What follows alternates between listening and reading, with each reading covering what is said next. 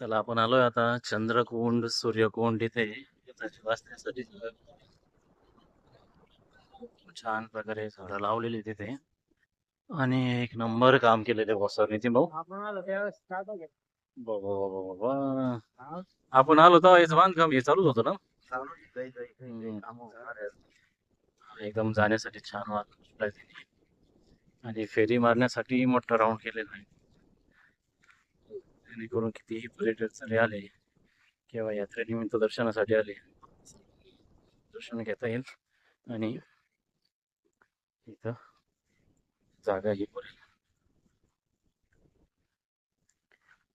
सूर्यकुंड इथं एक दोन कुंड आहेत जे की एक सूर्यकुंड आहे आणि एक चंद्रकुंड आहे. भरपूर मोठा एरिया कव्हर केलेला आहे आणि हे कुंड आहे त्यामध्ये आता सध्या पाणी पण आहेत. यातलं एक चंद्रकुंड आहे आणि एक सूर्यकुंड आहे. मला वाटतं हे मोठं आहे, सूर्यकुंड असायला हवं, हे चंद्रकुंड असायला हवं. स्वच्छता राहील आता आता भरपूर बनवलं भारी.